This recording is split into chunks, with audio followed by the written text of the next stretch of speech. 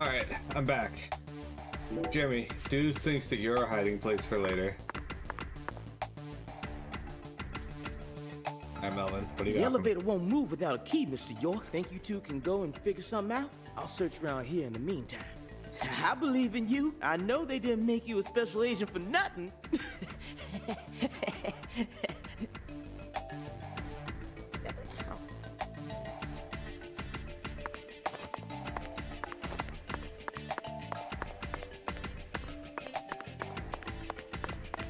Zach, better check back here as well, just to be on the safe side.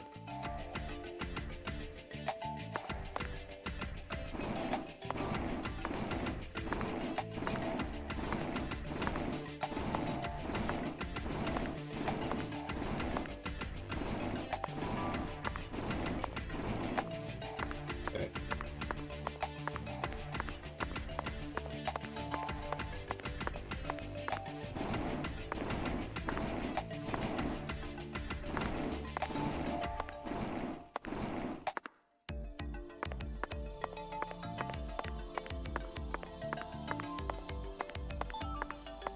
Got a crawfish shell. I keep trying to push the L button to make my character run, but that is not the run button.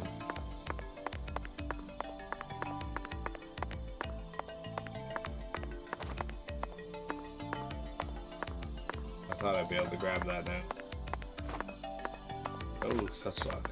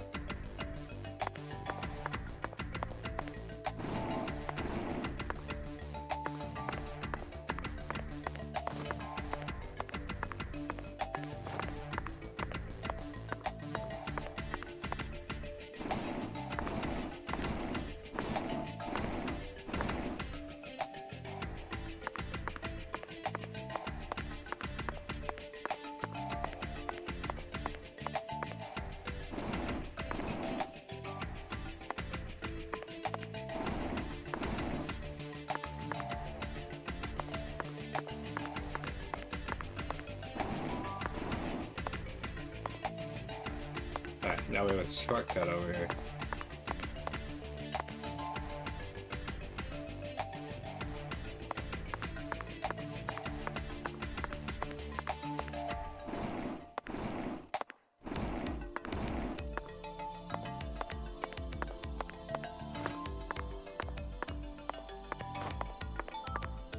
And another crawfish tail. Hell yeah. The dumb gauge punk. Zach, the human ability to adapt is a frightening thing. Some humans have the power to sleep anywhere as long as they set their minds to it. I can't sleep anywhere. Oh, okay. Now we should be able to operate the elevator. No need to worry.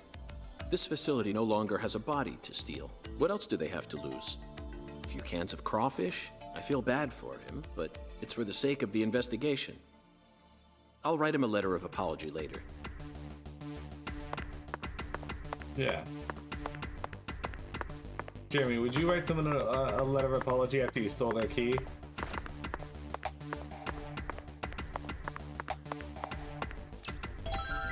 We did it. Special agent, man. Mr. York, did you find a key? Ha! Now that's my special agent.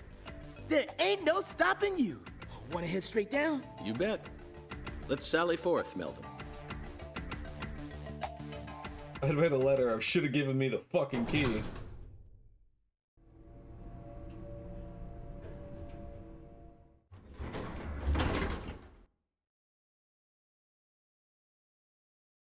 Zach, look at that thermometer.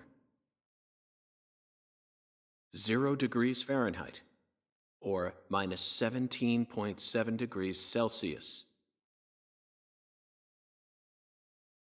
This is the ambiguous 0.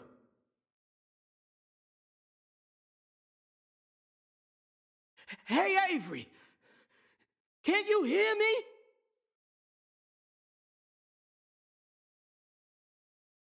Open the damn door, Avery!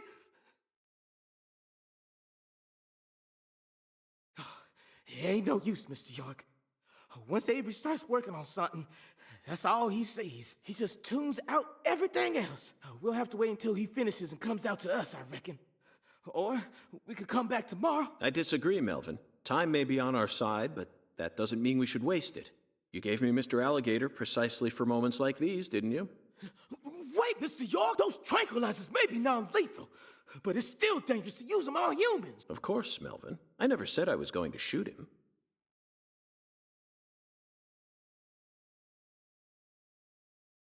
You're gonna shoot some meat to get his attention. I'm right, ain't I?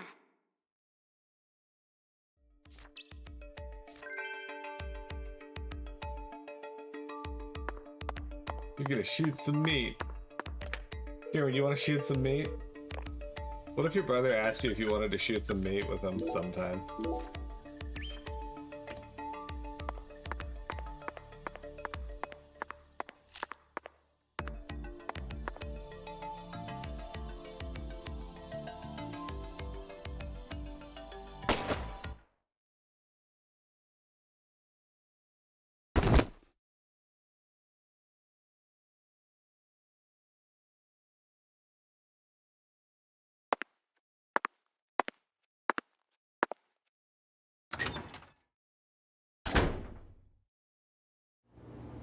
No, Wayne doesn't ask questions of anyone.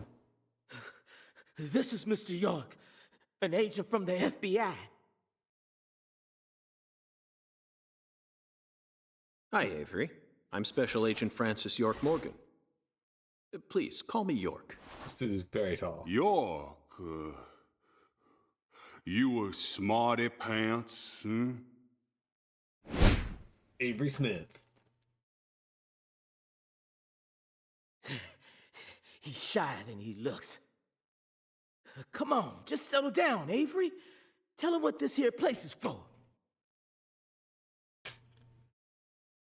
Lots of expensive food here. Yup. Mighty precious to the Clarksons, so I gotta guard it. I see. So you're this area's keeper. Oh, I help with the research, too. I do like research. Research? What are you talking about, Avery? This doesn't look like a lab to me. Oh, ain't no lab. It's a warehouse. Ain't no lab. Smarty pant scientist does the research. I ain't no smarty pants, you know? He's a bit slow in the mind, but he ain't a bad guy. Oh. Your story about the giant who carried Lisa out. Don't tell me you think it's him. I mean, it's true that he's free to come and go as he pleases in this warehouse, but... No, as far as I can tell, he's just a bit over 6'5". The one who moved Lisa's body must be at least 10 feet tall.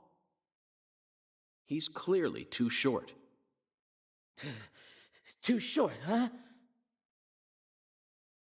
Well, if you ever happen to find a man who makes him look small, I'd sure like to meet him.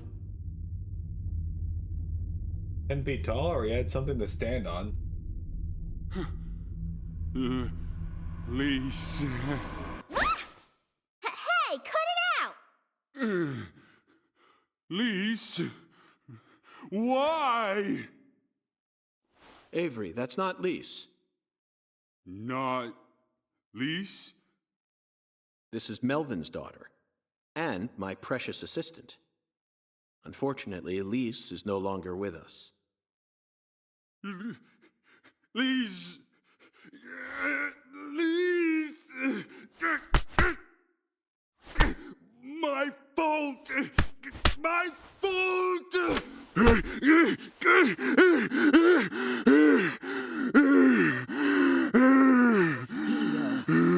I guess he's sort of like Lise, you know? See, the poor fella's got himself a childlike mind.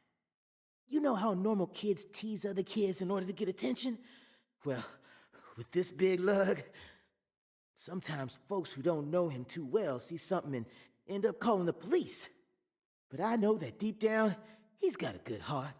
Hey, Mr. York, I'll keep him busy, but I'd appreciate it if you'd hurry this particular inspection along. Just holler at me if you find anything. I reckon that'll make it easier for you to go do your thing, yeah? Melvin, I think you're finally starting to catch on. Vector, are you finally starting to catch on?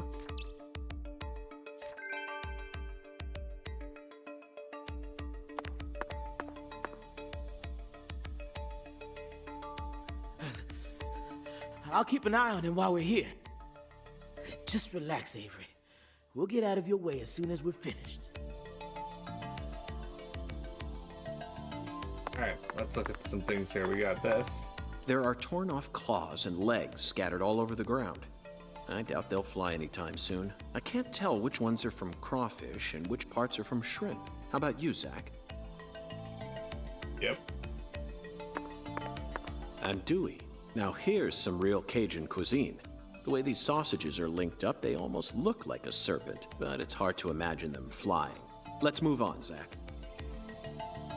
Jeremy, have you ever had andouille?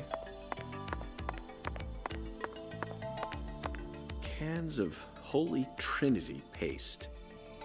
Onions, bell peppers, and celery. The absolute basics for any Cajun dish.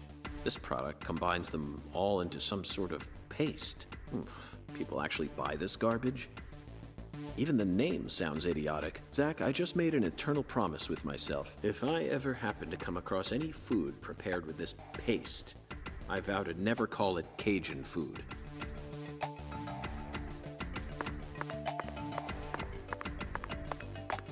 How do you guys feel about the word paste? Frozen oysters. Personally, I'd rather have a cocktail filled with fresh ones. You've had gumbo before, so yes. You've had andouille? What do you guys think of andouille?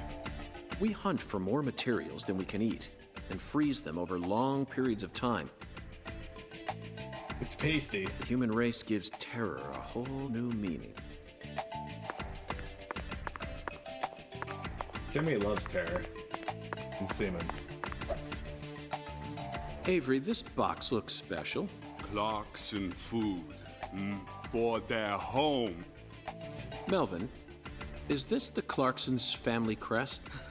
Oh, the dragonfly? Yeah, that's the Clarksons' mark, all right. Ain't no big deal, though. You can find those all over town. Is that so? Well, yeah, they pretty much run all of this town's major industries. Yeah, I do believe they own just about everything there is to own. So their word is law. They got the whole darn town tattooed with their dragonflies. Can't even walk a few steps without seeing one. Zach, this dragonfly is our flying serpent. The flying serpent owns this town. They're related to Lise Clarkson, our victim, and Hungan's oracle pointed us toward their family crest. The Clarksons must be deeply intertwined with this case. Melvin, Patricia, I think I've had enough of this frozen world. Let's head back out to that merciless sun. You own everything there is to own? Well, what are you waiting for? I can't bear to spend another second down here. You like sausage and spike? You like andouille? I like sausage. I don't dislike spice, but spice dislikes me.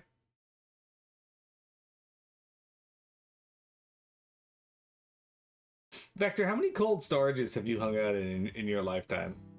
Whew. So, what do we do now, Mr. York? Zach and I will take things from here.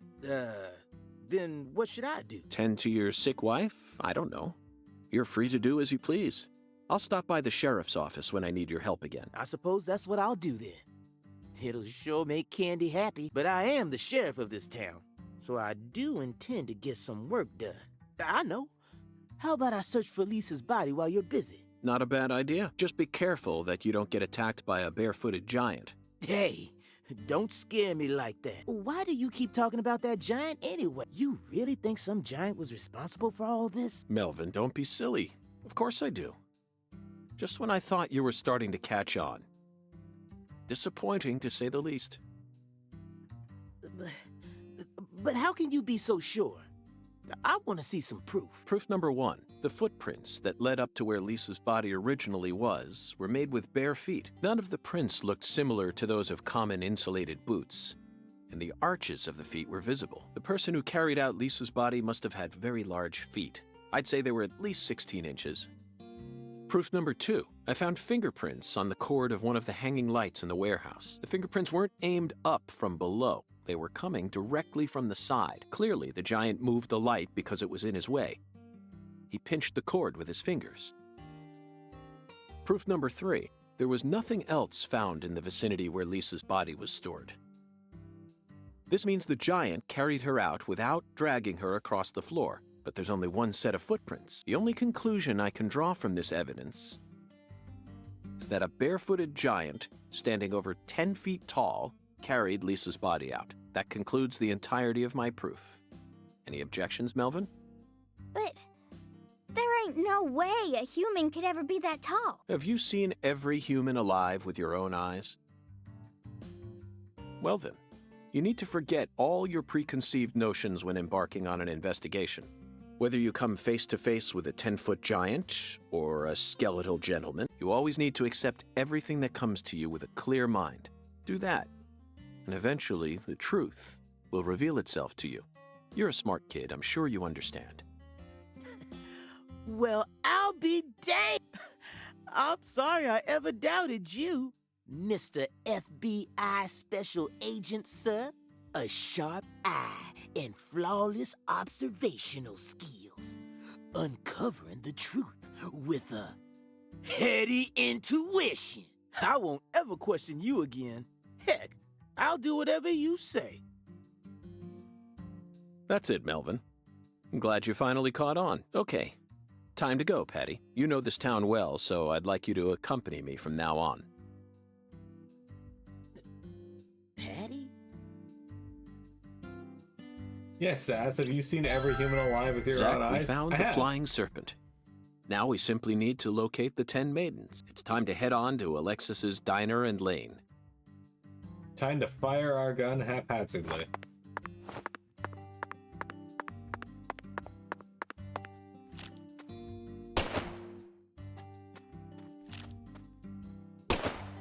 Okay. Pointless. I guess these are like fast travel marks.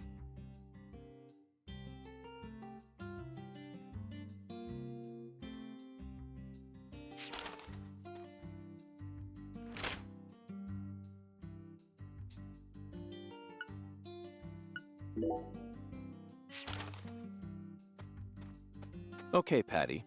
I'm going to try asking you that question again. What do you do when you're at home? I watch TV and look up stuff on the internet, I guess. Ain't much else to do when you're out in the middle of nowhere. Really? For some reason, I envisioned you working hard to take care of all the chores around the house. Well, of course I do stuff like that too. But doesn't everyone? Why bother talking about it? Other kids your age don't help out their parents. They're too busy talking with their friends on the phone or through emails. That's stupid. I don't get why everyone's so obsessed with taking pictures of themselves. Then they send them to their friends just to get approval. Talk about cringeworthy. How do you prefer to boost your self-esteem then? I don't Get need it? to. I have my family. And besides, my daddy's the town sheriff. All I need to be happy is a normal life. That's awfully mature of you. Everyone else is just childish. I'm totally normal. Okay then. So what do you do after you finish all your chores? You don't turn on CNN and pour yourself some bourbon, do you? CNN. That's kid stuff. What I watch is way more adult than that. Like what? Live sports? You just don't get it, Agent York. Full House, Friends. Beverly Hills 90210? Sitcoms! Sitcoms are an all-in-one package. Dreams, love, life lessons, science fiction. They've got everything you'd ever want. And some cable channels just show reruns all day long. It's the best! Oh, but my favorite TV show is this old one called MacGyver. The main character is cute and smart. I don't know his real name, but I like him. Oh, and I also like Gil Grissom from CSI. I just think it's Grissom. adorable how he keeps maggots inside his fridge. Thank you, Patty. That was very informative. Well, what do you think, Zach? Her tastes are... they're a bit hard to describe. Wait, don't even say it. I know exactly what you're thinking, and I'm in full agreement.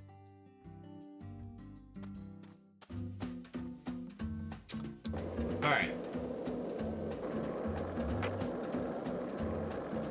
This kind of looks like one of the neighborhoods I grew up in. Only without the cold storage.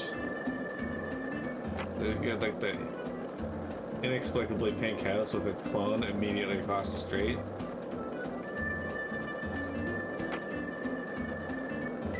That house with its clone. Where do we see that?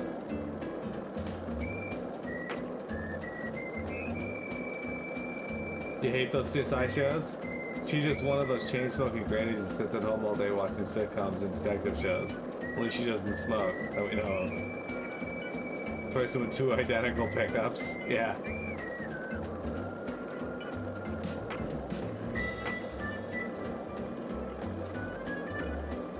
Two identical pickups and a fuck Trudeau sign on the back of both.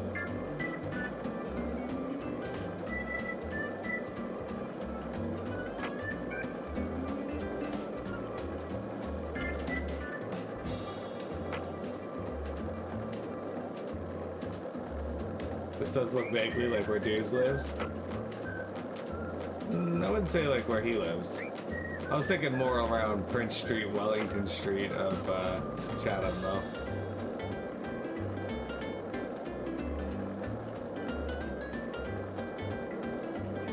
Farm supply. Only nobody drives in this town though. Is that the hotel? That might be the hotel.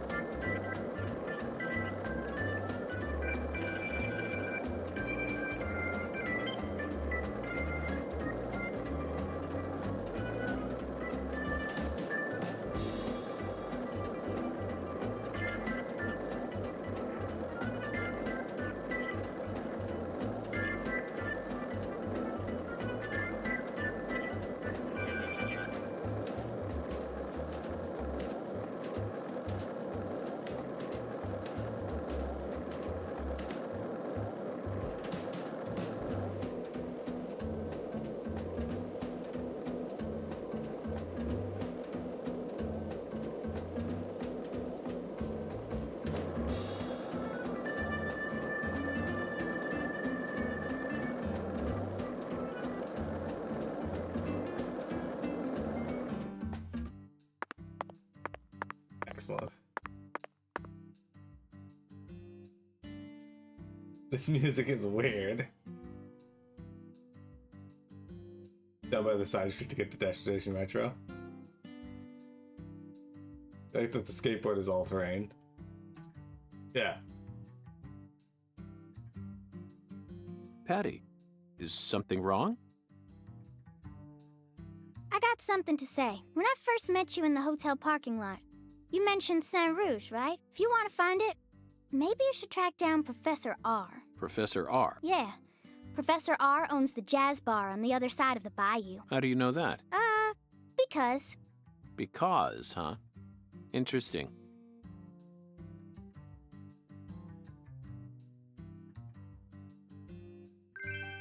You didn't spring for the all-terrain skateboard as a kid?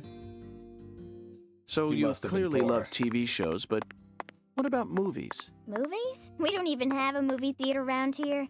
So I can only watch what I manage to catch on TV. Like what? For some reason, the only movie channel we get at home is the sci-fi one. So I just watch a lot of sci-fi. Like what? What's the last one you saw? The one with Schwarzenegger, where there's all these clones. The Sixth Day, 2000.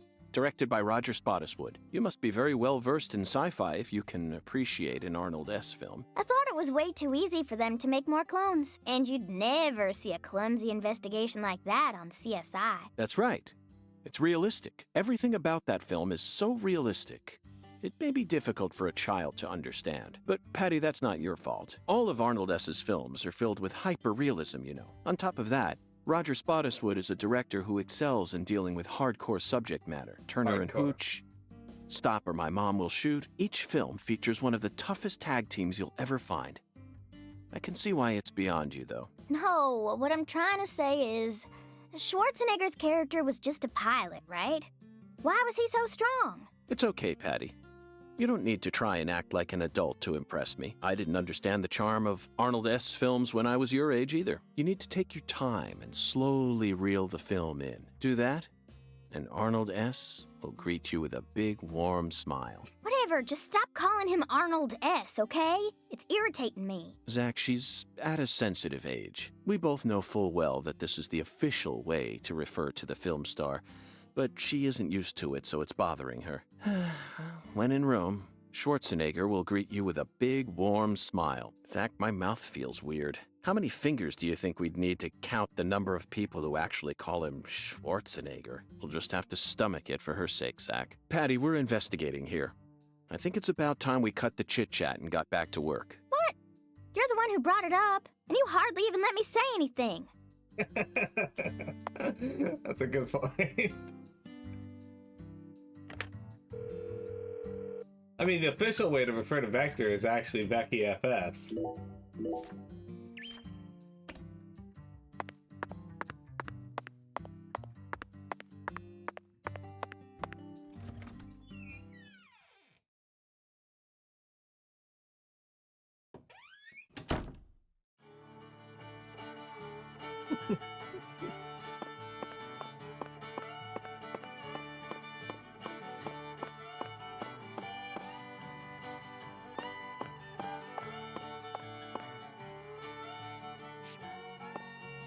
Why do they only have sales for sunburned customers? What?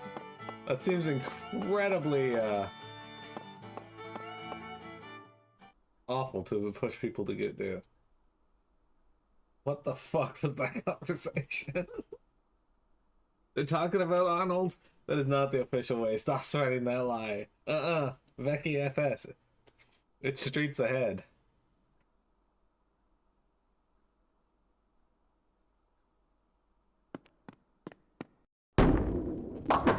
Ten maidens, Zach.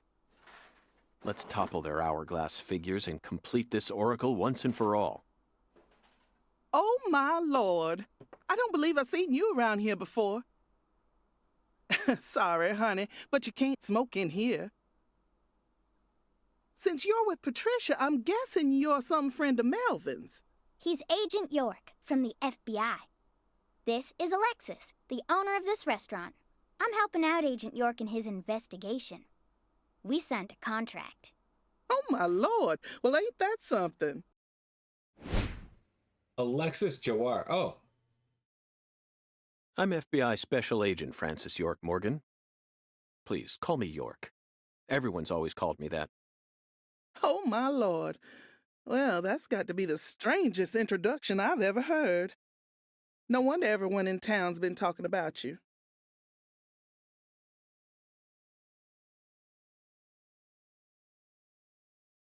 Yeah, Bess, don't be mad. I want a chocolate sundae, but no cherries. I want 2 wafers instead. Don't put too many Rice Krispies on it. Oh, but don't scrimp on the chocolate syrup either. Oh, my Lord. And what'll it be for you, honey?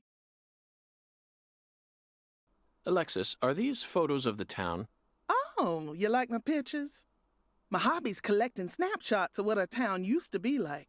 So whenever someone gives me an old picture, I just put it up here on display. Our world these days feels a bit cold to me, you know? Just thought it'd be nice to help folks remember what it was like in the good old days. Zach, did you hear that? The good old days. Even in a remote town that's already far behind the times, there are still people who yearn for the past. She told me what was going on, you know. What? Lise, you don't need to try and hide it from me, honey. Last time she came here, she told me all about it. Some odd fella was following her around, stalking her like. Damn it. What kind of fellow? She said he had a really tall shadow, How tall? as tall as an oak tree. Did that ring any bells for you? Sadly, it didn't. I know just about everyone in this here town, but I ain't never seen a man who stands that tall. Maybe it really was an oak tree and she just mistook it for someone. Sometimes the silhouettes of them trees with lots of Spanish moss hanging down make me feel a little funny too. I don't think so, Alexis. Lise said the shadow was following her, correct? That means she must have been stalked by a man as tall as an oak tree. If she had only mistaken an oak tree for a person, she wouldn't have described it that way. She might have said, It felt like a crowd of people was staring at me. Yes, exactly. She certainly wouldn't have talked about being followed by someone. Thank you, Patty. Zach, this data is all very intriguing, but it isn't the answer we're looking for. We came to knock down the 10 maidens, remember? Oh, yeah! Booyah! Oh, I got a turkey! Truly mesmerizing, Zach. This is why I never tire of small-town investigations. Same goes for you, right? I knew it, 10 gauge. Is that why you also take on Becky FS? Agent York, if you're fixing to bowl, you're gonna be disappointed. Mrs. Carpenter never lets anyone else use the lane while she's here. Patty, that's exactly what I came to do. You see, Zach and I need to bowl down 10 maidens. Fine, go on and try if you wanna, but I'm gonna eat my sundae. Hey! Are you nuts? What's the most addictive drug in the world? How should I know? It's sugar, Patty. Far more people die from obesity and diabetes than from cocaine and heroin. Alexis, would you give her some milk? Oh, my Lord. Coming right up, honey. Sugar might be dangerous, but it ain't against the law. You got no right to take that from me, even if you are some FBI agent. Actually, Patty, I do. We signed a contract, remember? I promised to protect you from all the evil in our world. Hey! Delicious. What an amazing chocolate sundae. Zach, I think we just uncovered an incredible treasure here. I feel like I could eat one of these every day while we're in this town. Oh, what? He just drank a chocolate sundae?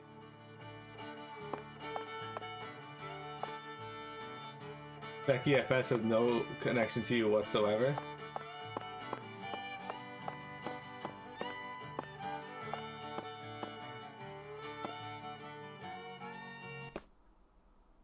Why does she have voodoo dolls?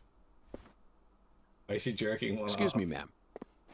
Oh, howdy, stranger. My, you're a handsome one. You came out here from the city, didn't you? I can always spot you city folk from a mile away. Mrs. Carpenter. I'm FBI Special Agent Francis York Morgan. Would you mind calling me York, ma'am? Oh, so you are from the FBI. I thought as much. So sophisticated. Well, my horoscope in the paper today told me I'd be meeting someone new. And those horoscopes never miss. They're the real deal. Well, one even predicted when I'd bowl my first perfect game. Oh, no. Oh, could you stand a bit closer to me? Whew, that was a close one. If you move any further that way, you'll cast a shadow over the lane. Well, the sheriff did that once, and something horrible happened. The next time I bowled, I got a gutter ball. First time in 12 years. I was mortified. And I am going to make sure nothing like that ever happens again. In our world, some routines lead to good things, while others only lead to the bad. So, you mustn't ever cast a shadow over the lane. Is that understood? Drank it like 2 seconds. Yeah. It's her routine, Zach. Understand? Just like us and coffee. Incidentally, ma'am, would you mind letting me use this lane too? I'm investigating the Lise Clarkson murder case. And I need to topple 10 maidens, no matter what it takes. No, absolutely not. Not even the FBI can take my lane from me. I haven't given it up once ever since my husband passed away over a decade ago. I'll never break my promise to him. But Now, if you'll excuse me.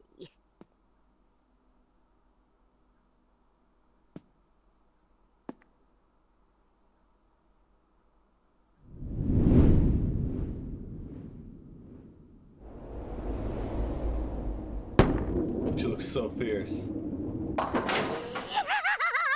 Ooh, you like that? That's what I'm talking about. Who's your mama? Zach, it looks like negotiations have failed. Now I'm afraid we have no choice but to force her to let us use her bowling lane. Yes, I know. I won't do anything illegal. Okay, so we won't shoot her with the tranquilizer gun.